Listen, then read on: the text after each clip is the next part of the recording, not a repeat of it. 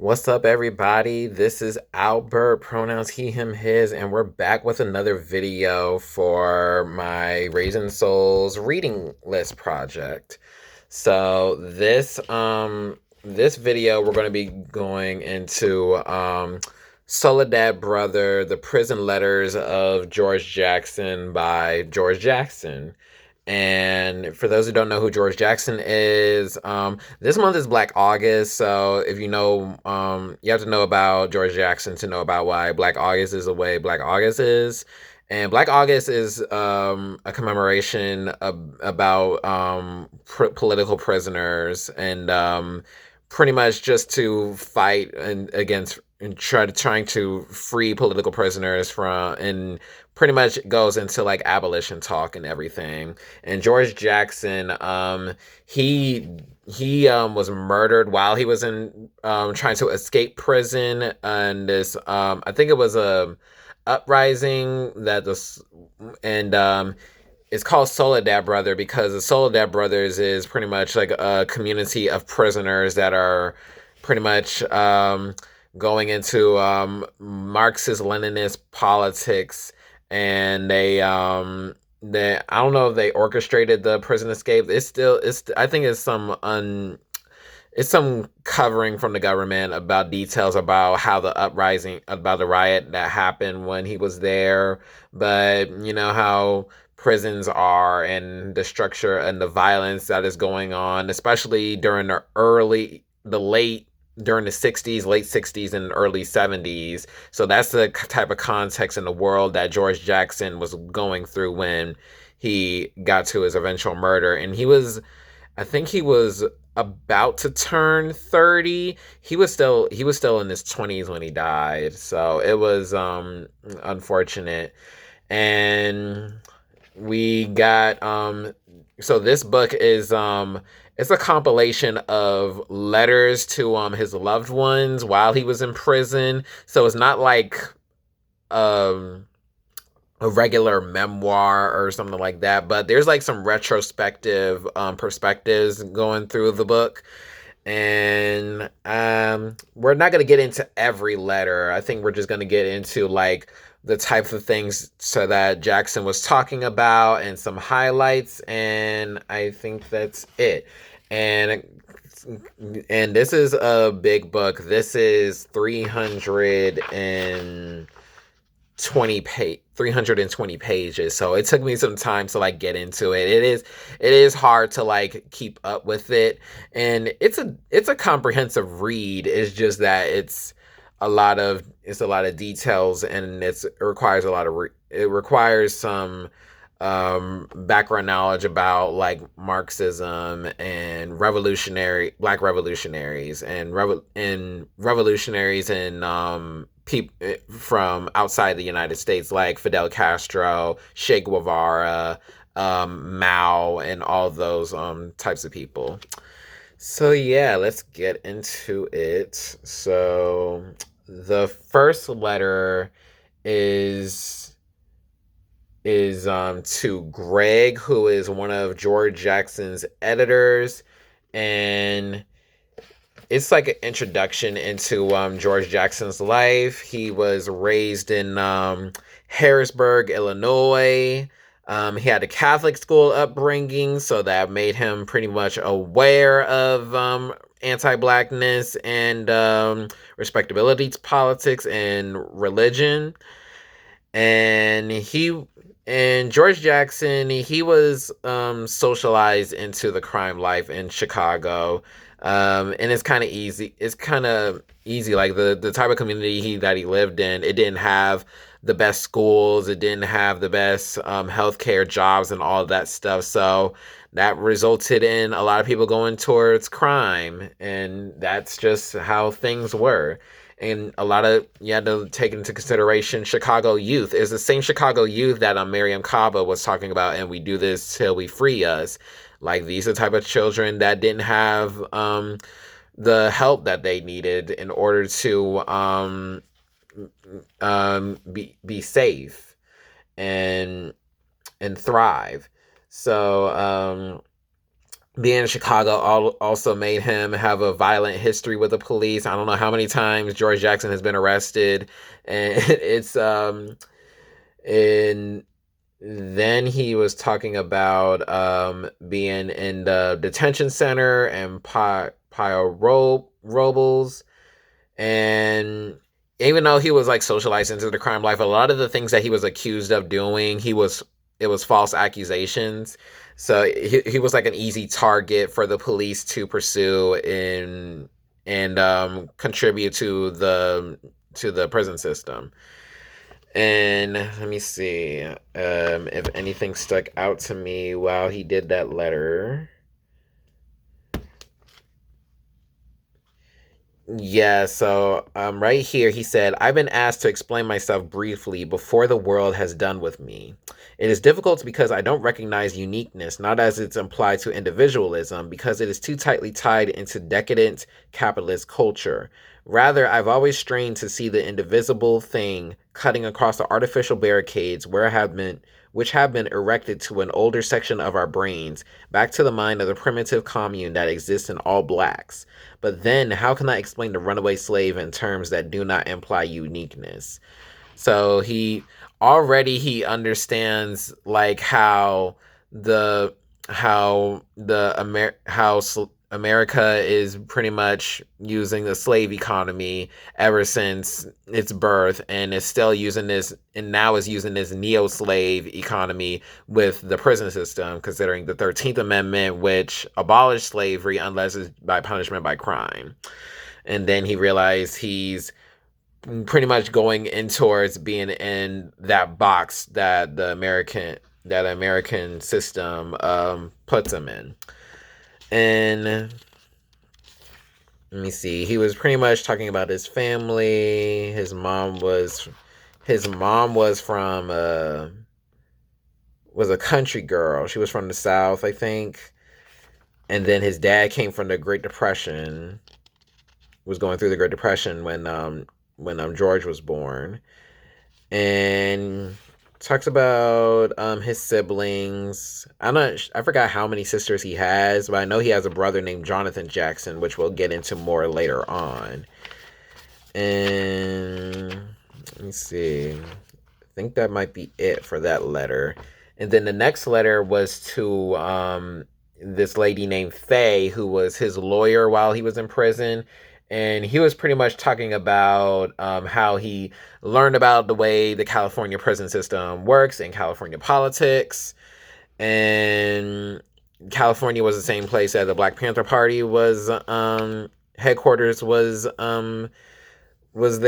founded.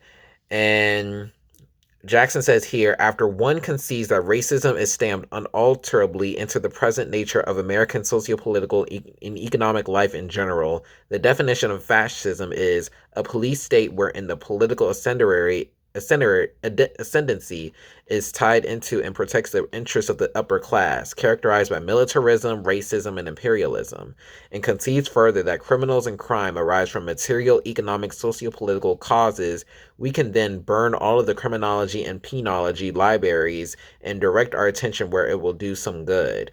So he's pretty much talking about how the carceral system is tied to American culture, and all of it is connected with militarism and racism and imperialism. So the military-industrial complex, anti-blackness, and anti-poverty, anti-poor and working class, and how all of that is criminal, and how all of those protect all those statuses are criminalized, and that contributes to the operation of the capitalist system of the United States.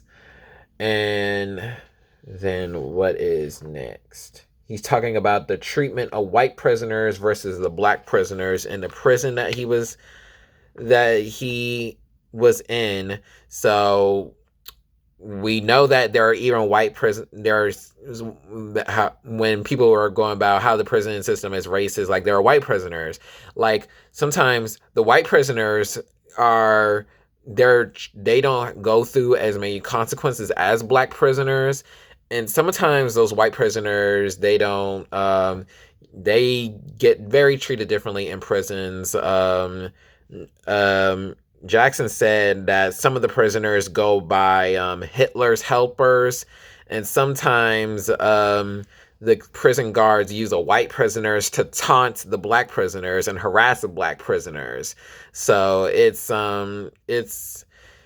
like you would think there wouldn't be a bias, I guess, in the prison system, but like if you actually look into the nitty gritty and how everyone is treated, it's definitely there.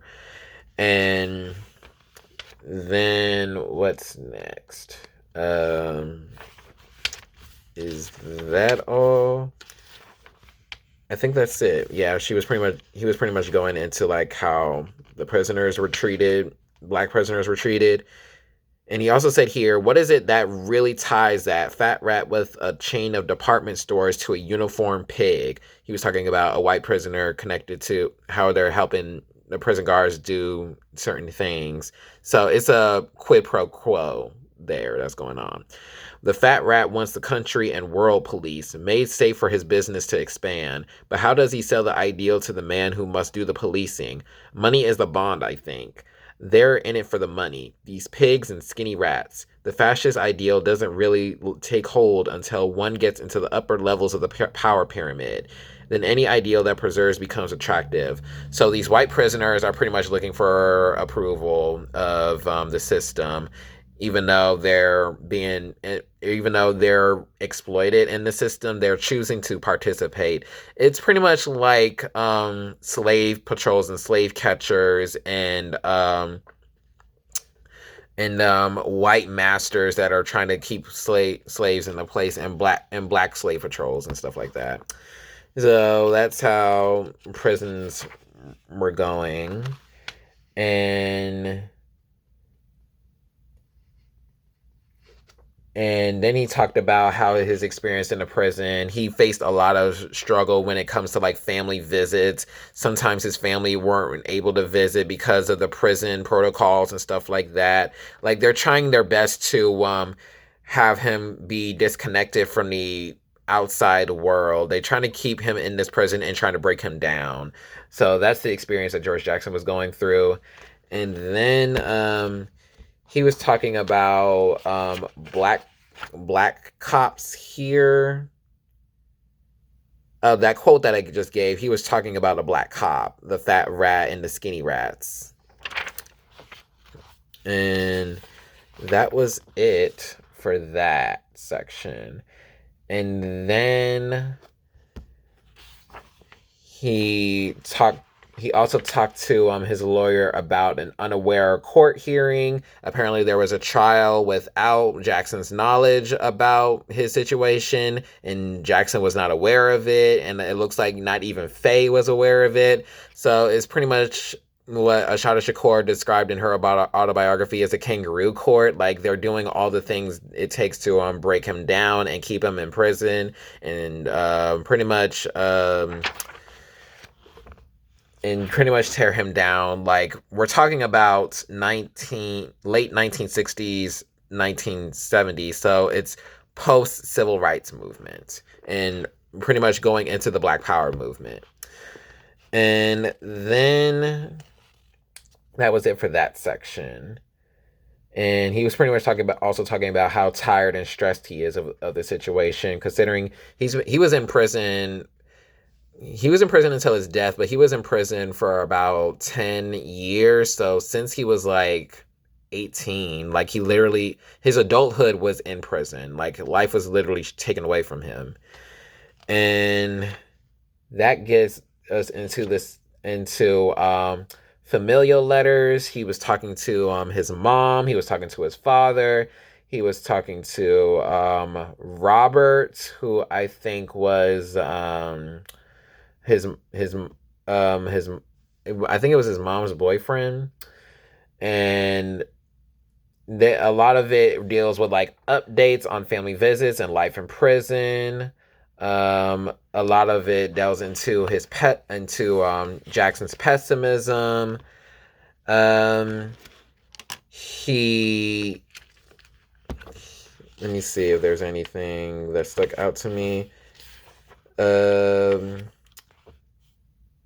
he talked about how he felt like his family pretty much they did the best they could, but even that wasn't enough for him. Like his mother told him was one of those people to say, if you go to school, you get a job, and you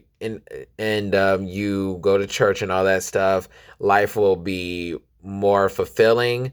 But to Jackson, it's not really like it's more about being care with the community, not into that American exceptional individualism that is promoted through respectability politics and promoted through liberalism. And he pretty much confessed to his father that he felt like his family didn't do enough. Like they sent him to this Catholic school, which is a lot of anti-blackness that he was going through there, and then they didn't give him like the affirmation and humane approach to their parenting. Like they didn't like they I don't think he knew about like Marcus Garvey and all that stuff. Like he had to do all this political development while he was in prison. And it was in prison where he became like the revolutionary that we know of him as today. Like that's where he read Karl Marx and all that, and all those communist texts and literature. And he wished that his parents were able to see that they've been exploited in this system. like they're they're literally a paycheck away from being being in poverty and stuff like that. So it's like this black bourgeois fantasy that he wishes his family were got rid of, and realizes doing more harm than good. And then he was talking to his father about how the absurdity of being incarcerated. Like, he's literally in prison because of some certain rules and stigmas that a person came up with. So literally thinking about the concept of the United States and the concepts of prisons and where prisons originated, if we actually want to go there and think how does someone actually think that is cute? How does prisons don't even fix the issues. It's literally it's literally a reactionary approach to a social failure of society, of a collective failure of society. Like, there's no focus on the community of a person that has committed harm. There's no resources given to a person and that is being harmed and neglected. That it's literally just because they did a certain thing that doesn't go along with the status quo, you're put into this space where you're disconnected from the outside world, and it's literally depriving you of your survival too. Because the prison that Jackson was in, he was talking about the harsh conditions that he was living in. There were certain bad smells. He barely got to go outside because sometimes he's locked in like 23 and a half hours a day. And sometimes he's in this space just with his own thoughts, and it's hard for him to actually connect with people. So let me see.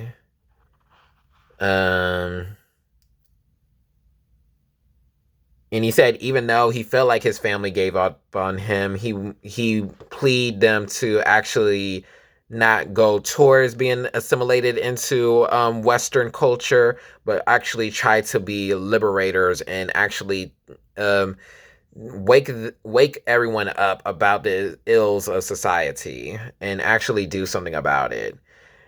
And he actually wishes to be and actually works to he actually wished for a new family dynamics, even though he's been in prison and wasn't able to see them as much, and he never got to see it come into fruition.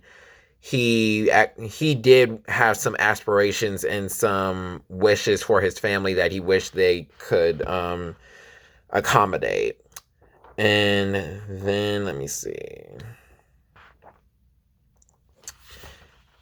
Yeah, he said right here to his mother, He said, understand, though, that you do not live in a real rip and tear world. You have escaped it by surrendering your self-determination and freedom of thought and a tranquilizing conformity to the wishes of whoever may hold the strings. Consequently, you do not know how hard it is to live in peace, even for a short period, with people who defy violence and vilify peace and harmony. And he also said here, you must realize, understand fully that we have little or no control over our lives. You must then stop giving yourself pain by feeling that you failed somewhere. You have not failed. You have been failed by history and events and people over whom you had no control. Only after you understand that this can you let then go on to make the necessary alterations that will bring some purpose and value to your life. You must gain some control. And then he said to his father, men are so deeply engaged in making a living that their very existence is shaped and dominated by the system of production. So he's pretty much telling his parents that abiding by the oppressive capitalist system is doing them no good. And they're literally burning themselves out by abiding to the rules in the game. And they're never going to win. And then, let me see. He said that they need to eradicate these capitalist tactics. And there is a critique of black neoliberalism and how numb he became to prison. And he told his fathers, he gave his father some resources to help with the political education in the household. He wants his family to read Maoism and W.E.B. Du Bois literature. I wish he would recommend like some black feminist and queer literature, but men that's considering the context of the book. Like it's a perspective of a black male revolutionary, so it's not all the way revolutionary if you're not going into gender and queer politics. But I think Jackson, he's not like a lot of the other black men that are abiding by the system because they can. And then let me see. Yeah, it's not too much else. So a lot of what the book gives is sometimes it's kind of repetitive, but sometimes there are some things that just it stuck out, and I just found one that stuck out. He wrote in this letter in June 1965 to his father. He said, "I must ask myself, why did they go against the system, and why are the terms so harsh? Could it be that a man will most always pursue his interests, system or no? But why should so many people's interests lie outside the system? Why doesn't the system encompass the needs and requirements of all, or to be realistic, the majority? We now come to the part of the question around within the whole contention pivots. Why are the terms so harsh? The price of defeat so high? What is it that causes a man to become power mad, to deify exploitation and mendacity and vilify the compatible, harmonious things of nature? How many times have you heard that everyone should help fight the evils of communism?" So he's pretty much asking, why is our government structured this way? Or why are we living in a society like this? Why would you make the decision to put me in this earth? And it's pretty much like I said, like why abide by a evil system that's doing nothing but taking away people's autonomy and freedom. And then let me see if there's another one that stuck out to me.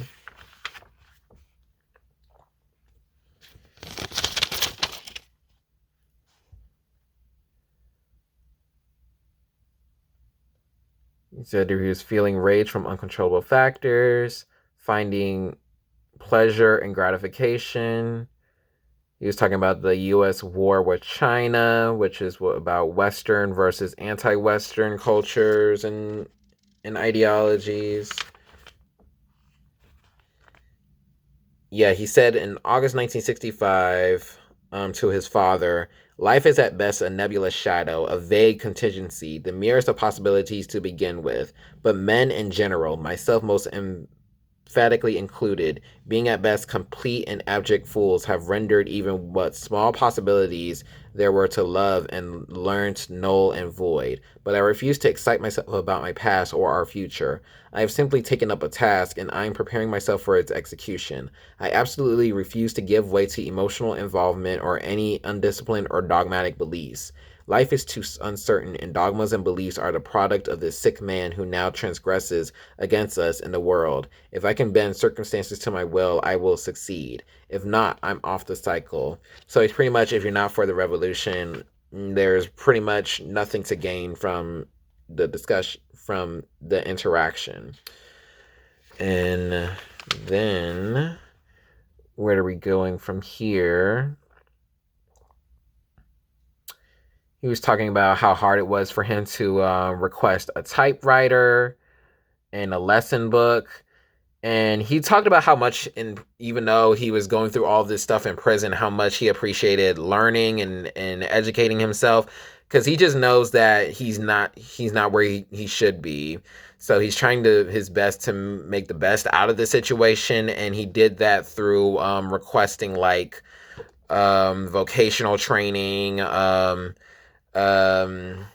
writing the letters to people he loves, and trying to find solace in all of that.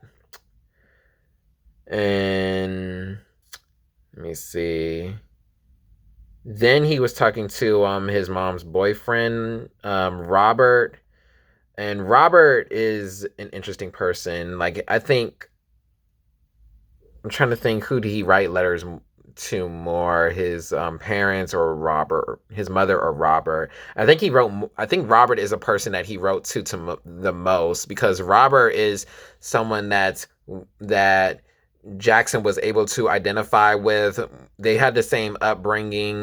His Robert's father wasn't in his life, so he had to step up to be the man of the household, and he had to do that with Jackson's family. So it was hard for Robert to, and like, Jackson was able to empathize with people in his family, even though they're not Marxists or revolutionaries, and they're not into the politics. He was able to empathize with them and understand where they're coming from, realize that they're just trying to survive. And even though it's cool to just survive, is actually important to just thrive and just appreciate human interaction, not just focus on yourself and actually just labor and making the top people richer.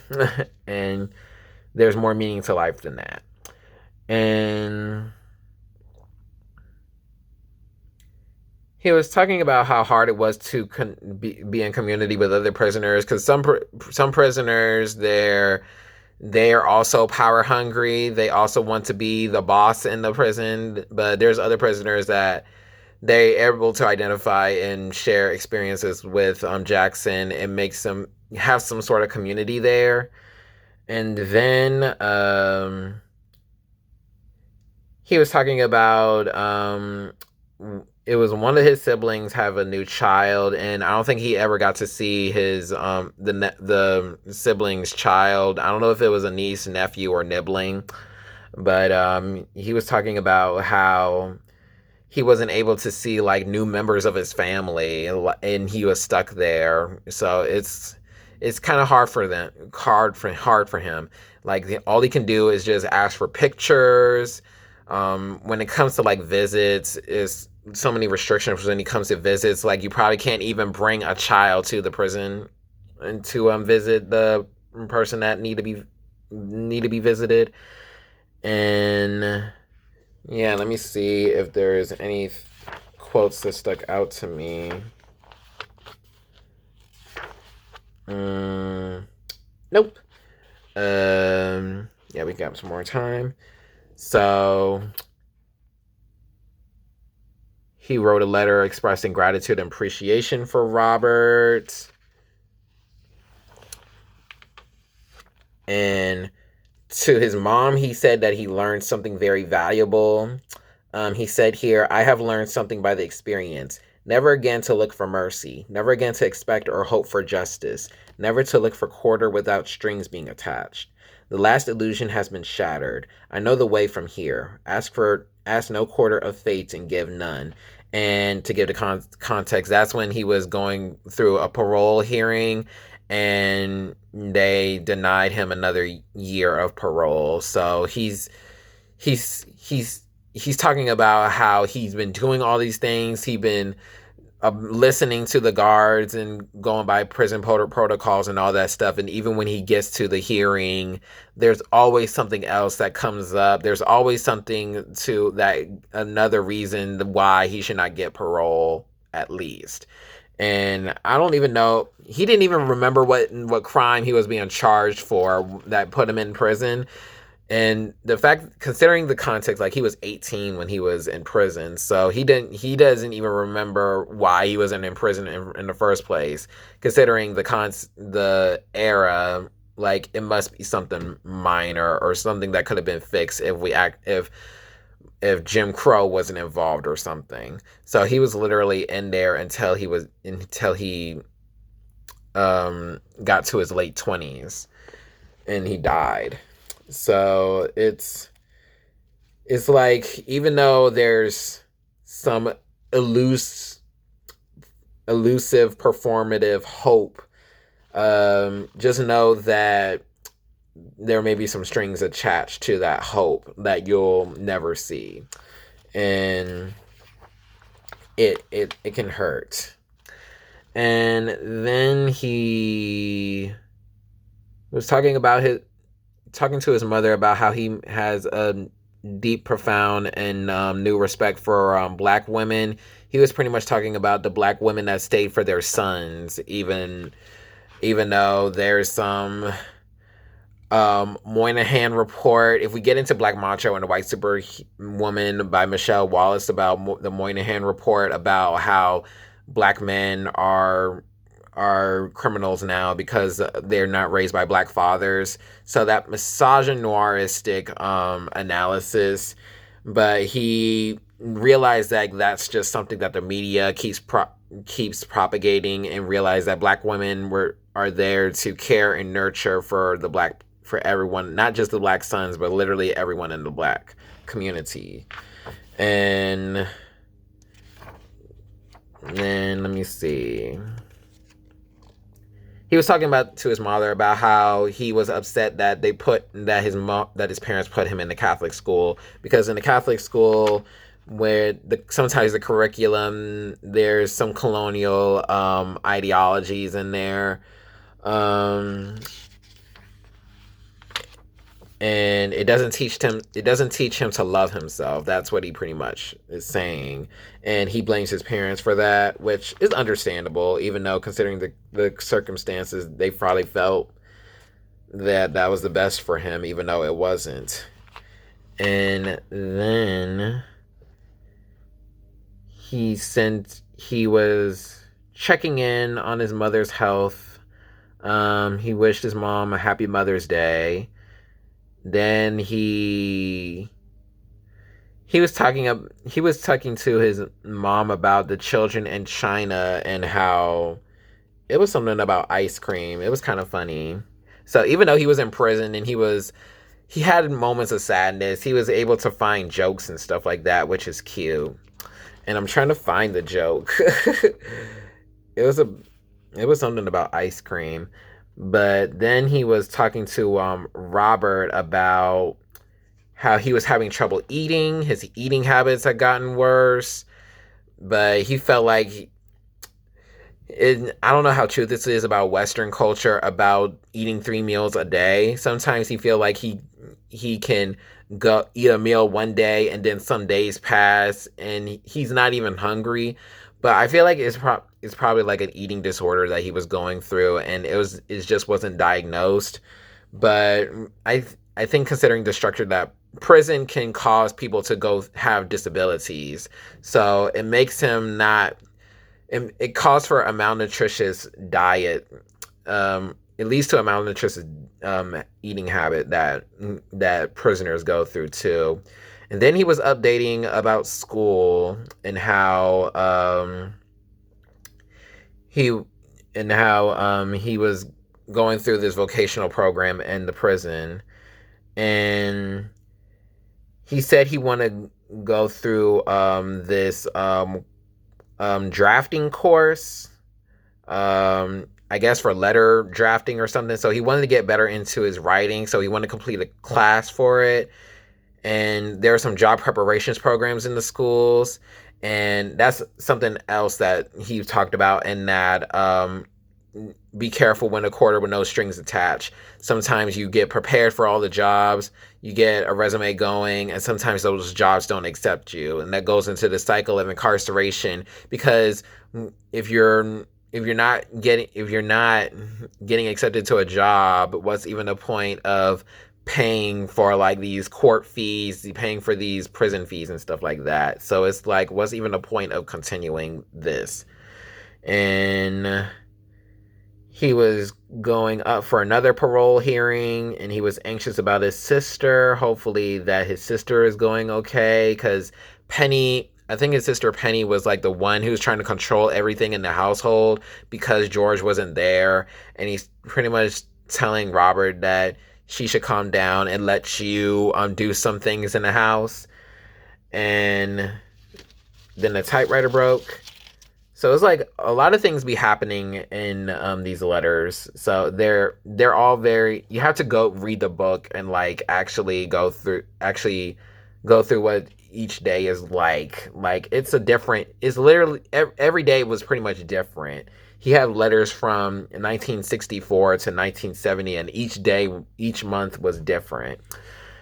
And then he realized an update from the parole. He told his mom that his sentence was extended to another 14 to 18 months. So they denied him another year. And then he just accepted, like, this is just the way things go. And he just has to accept life on his own terms at this point. He's just not going to be surprised by anything. And he said he was looking into he told his sister Frances that he was looking into resources. I think this is where he heard about Faye, his lawyer. So he was looking for lawyers for the parole board. And he was looking into learning Swahili. And that's another fascinating thing, that he liked to learn languages. I think he learned Chinese, Arabic, of course he knows English, and I think he learned either Spanish or French, and he's going into Swahili. So he's a polyglot. He was able to learn like so many languages. And he was talking about how much he's been exercising. And then he gave some exercise tips to his mother because she wasn't feeling well. So he gave him some tips, some push-up cues, some jumping jacks to help her feel better about her body, and just go through some certain movements to get her body functioning. And let me see. He was talking about how he critiques nonviolence, so Martin Luther King nonviolent strategy, and he said here to his mother, "The depressed peoples of the world are very shortly going to grow tired of being wooed and lulled into passivity and quiet endurance by chromium and neon lights. The soft music from the many well-placed public address loudspeakers and car radios will no longer serve as balm to the thwarted hopes, defeated aims, and brutal suppression of needed change. They'll come out of their coma with a bloodlust and justified indignation for social injustice that will sweep the asphalt right from under the empire builders. This is the only reason I hang on. I want to be in the vanguard." So he's pretty much saying, like, it's like Malcolm X said, like, revolutionary is pretty much politics with bloodshed, and politics is revolution is war with bloodshed, and politics is war without bloodshed. Yeah, I think that's what it was. So he's pretty much saying, like, you need, in order for people to actually be free, like, there's some direct action that needs to be taken place, whether that's violence, whether it's that protest, something like that is essential to it. And then, let me see. He was going into some pessimism, some Afro pessimism, I would say, into religion and how he doesn't subscribe to the way Christianity is played in the American society, because it's been used to justify oppression, it's been used to justify racism and anti-blackness, so he doesn't subscribe to it anymore. And he was talking about how there were ways to discipline children. So it goes into my Hari Zayad's Black Boy Out of Time, about how society has this hatred for children, and how it goes into like how we educate children too. So he said there are 3 ways to discipline children. There's terror, there's guilt, and then there's shame. And he said terror and guilt are the most popular things, and they don't allow children to grow from those things. Let me get into the section. It was August 10th, 1967.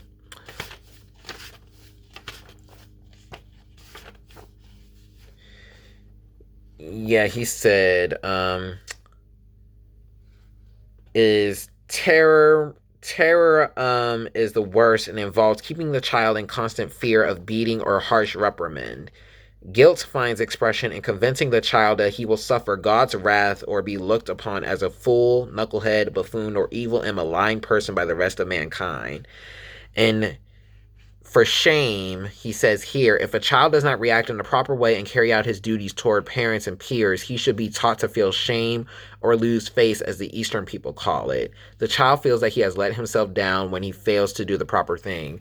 So he says that shame allows for a motivation to do better. Like, it's called for accountability mostly. Like, I think Miriam Kaba would probably understand how accountability works. For an accountability, you should feel bad about what you did, and you should learn how to fix things. And you should always know that the bad thing that you did is not the right thing to do. And instead of putting you in a prison, we can have those type of discussions. And then he said how he's been having a hard time trusting people and having patience with people, because it's like, I'm just tired of United States. Like, if I feel like everyone should be a revolutionary at this point, like, what's not clicking for you to be a revolutionary? So it's hard for him to grasp, like, all people are in these different journeys and in these different paths in life. Like, sometimes they might not even get to the political consciousness that we wish them to have. And that's literally on the organizers and the revolutionaries to do. Like, it's their responsibility to educate, because the system is not going to allow them to give that revolution to them. And then he was talking to, this is where he was talking to Robert in so many letters. Like, there's a letter for Robert checking in on Jonathan. There's a letter for Robert to check in on family. There's a letter for Robert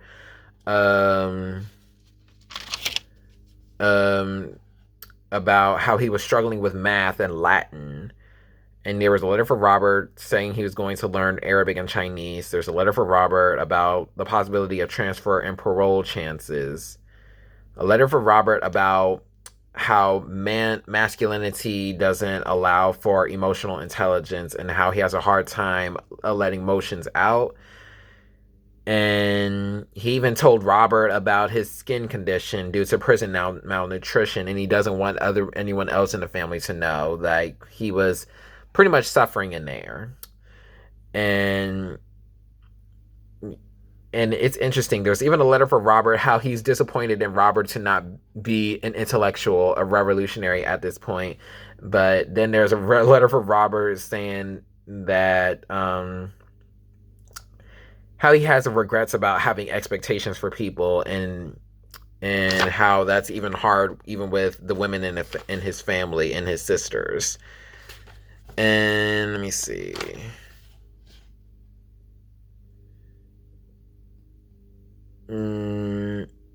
There's another letter for Robert about how he had to go up to the prison board and he was denied another year.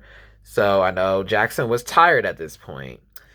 And he told Robert how he was pretty much incontent with, even though he's in prison, he has to find peace and freedom within himself. Like, he realized, like, I'm probably going to be in here for the rest of my life at this point because too many games are being played with my life at this point.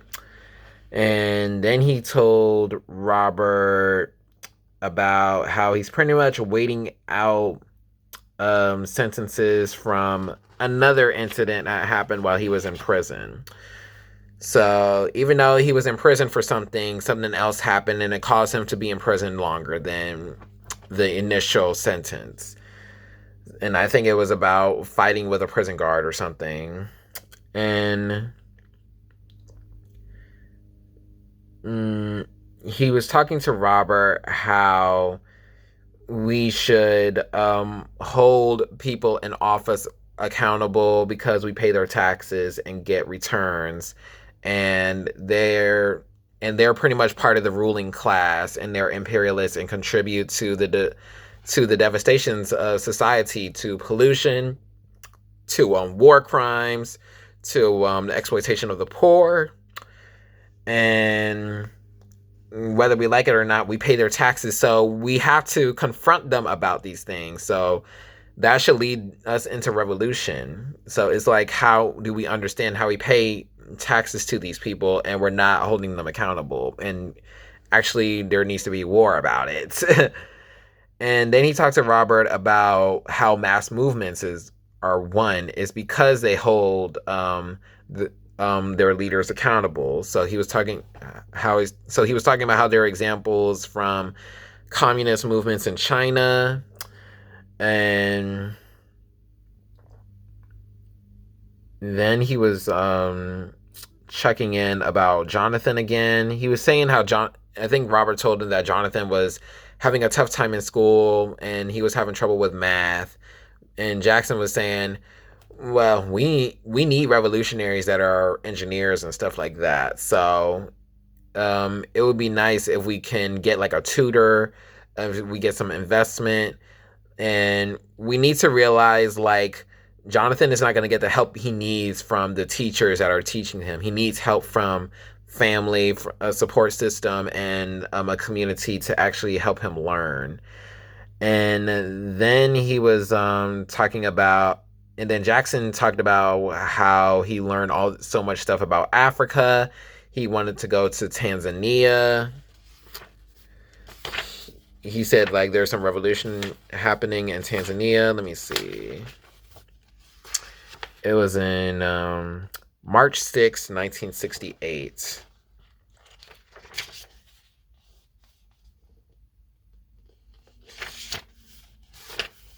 And here we go. He said, speaking just for me, I would like Tanzania on the East Coast if I had to choose a spot to settle. Julius Nyerere is an enlightened and intelligent leader who identifies with the Eastern world. The country is developing fast and has unlimited potential in mining, agriculture, and light industry. Its problem, as with all the African states, is the absence of capital to expand the economy at a rate which will realize the rising expectations of the people and close the gap with the Western world. So he's pretty much talking about how he imagines himself being outside the United States because, of course, it's the empirical core. But if he got to go to a country in Africa, he would want to go to Tanzania because of those reasons. And then he was talking about this guerrilla leader named Jomo. I'm not sure which country Jomo was in. I think he's in Africa. He said Jomo was a leader, vanguard in the Afro-Asian liberation effort. So he's talking about him. And then he was talking about, this letter was titled April 11, 1968. So it was right after Dr. King was assassinated. So he was pretty much talking about how he didn't necessarily agree with Dr. King's nonviolent strategies. He appreciated him for the radical stances that he made against the war in Vietnam, against exploitation of the poor, and support for working class struggles. And what else? He said he really appreciated the work that Dr. King pretty much did. And he actually learned some revolutionary he actually expanded his revolutionary thoughts with Dr. King in mind. And then he was talking to his mom about how it's interesting how he wrote so many letters to Robert, and then he wrote to his mom how he has concerns about Robert's politics and ideas, and said like Robert is a damaged man. It's like you wrote so many letters for him, and now you're mad. So it's interesting. And then he was talking to his mom about the attacks on the black family, and it's not the Moynihan reports analysis on the black family. The attacks on the black family originated from chattel slavery, because in chattel slavery, there were black families that were separated. Some fathers never met their children. Some mothers never met their children. They're literally just children that never met their parents, but they were stuck in the plantation. And he was talking about culture institutions are attacks of black families. So he was pretty much talking about how the Catholic school gave him some some ill sentiments toward how society views black families. And he's talking about how how we evolved from slavery into a neo-slave economy, and how workers are property, and now they're untrained misfits for labor. So it's pretty much goes into how capitalism is a detriment to black families. And then in another letter to his mother, he's talking about how there needs to be an end to this cycle of people pleasing, oppressor pleasing, and and then he explained the means of production to her in June 14th, 1968. Let me see if I can get to that page. Yeah, he says here, he pretty much explained capitalism and how it works. He said, when the peasant revolts, the student demonstrates, the slum dweller riots, the robber robs, he is reacting to a feeling of insecurity, an atavistic throwback to the territorial imperative, a reaction to the fact that he has lost control of the circumstances surrounding his life, whether he knows it or not. It is all the same. This system, its economics, its politics, was formed around an age that is past. It was inadequate even then. Men can no longer stake out land or section off a part of the earth and say to themselves, I will use this as a guarantee, mainly because of the monopolistic stranglehold of those who have already established themselves and who pretend to know what is best for the rest of the world. Wealth is land. By having only labor without land and its potential products, we lose independence. We must sell our labor. Then, because of today's specialization and complicated division of labor, it follows that the only way man's natural urges in the modern industrial society can be brought into agreement is by all people possessing everything in common through a representative government. Only in this way can all men satisfy the ungovernable urge to secure things and control their existence. So he's pretty much talking about how we're in a system, there's government, and there's leaders in that government, and those leaders are pretty much taking control of our lives with the way policies and legislation and status works. So that's literally how the United States work. There's your government, there's your constituents. The constituents, they know what they want. They go through life. They have to worry about paying the bills. They have to worry about feeding their families. But the leaders in the government, they pretty much live the lax of luxury. They they draw out the rules of how everybody should live their lives. And they're also the ones that exploit those people. They're also the ones that exploit people from outside of the United States. So that's pretty much how it works. And then he wrote this letter to his sister, Georgia.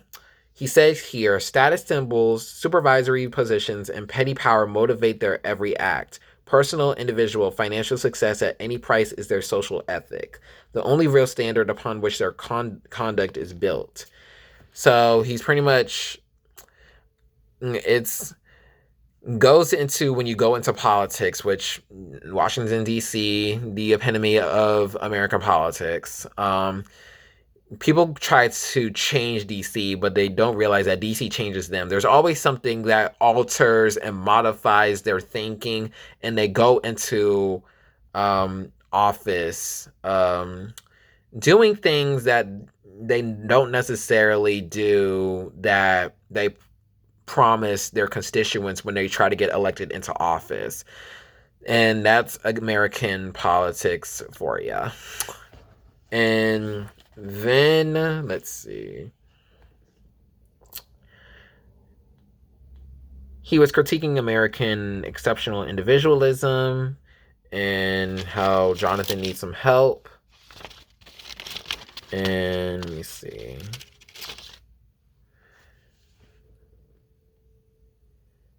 Oh, he wrote a letter to his mother how much he appreciated her visit and how they had even though they didn't have agreed on a lot of things, he appreciated how those disagreements led to something constructive conversations. Like there can be some learning about each other through those conversations, which is healthy. Like you need conflict in order to go through revolutionary struggle. And then he was talking to his mom about how she needs to let go of westernized beauty standards for Black women, because I think especially during that time, the Blackest Beauty by the Black Panther Party was pushed because it's pretty much a critique of Western beauty standards, which is a thin, light skin, straightened hair, not kinky, tend to be light-skinned woman, and is the desirable, socially desirable appearance. And he said his mom is a victim to abiding by those beauty standards, and she needs to let go of them because they're pleasing to the oppressor, and we don't want that. It makes us lose control of ourselves, and it causes us to be anti-Black, and that's how it leads to colonialism, because of they have these critiques of how African people look. And then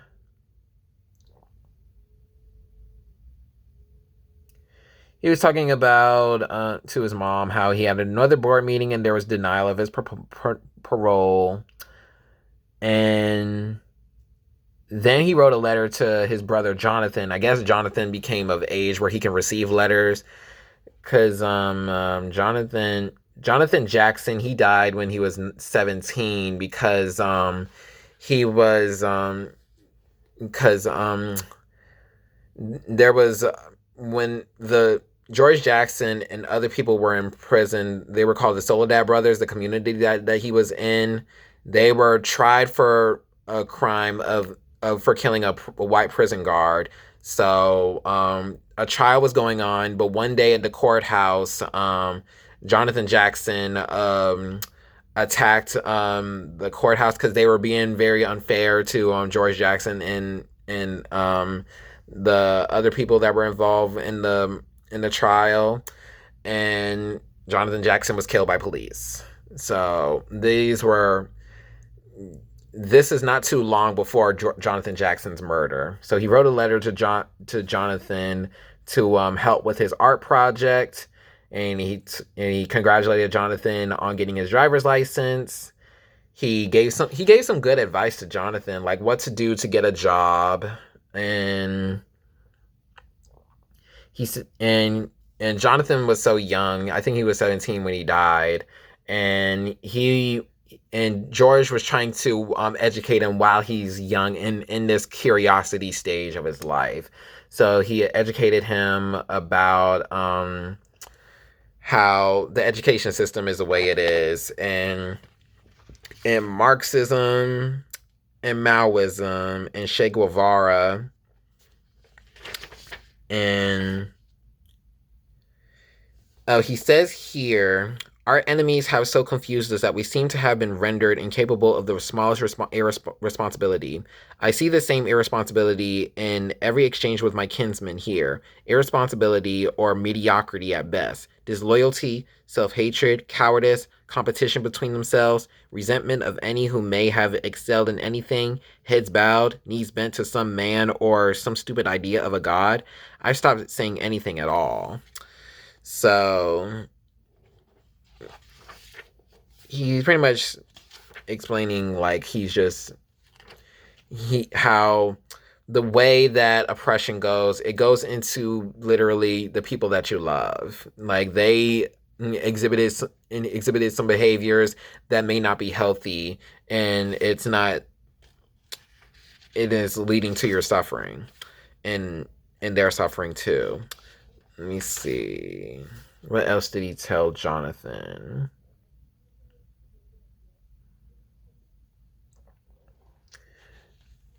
I think that was it. It's about Jonathan. He was pretty much encouraging him to get the help that he needs with school. If he needs help, he can hit him up. Um, all right.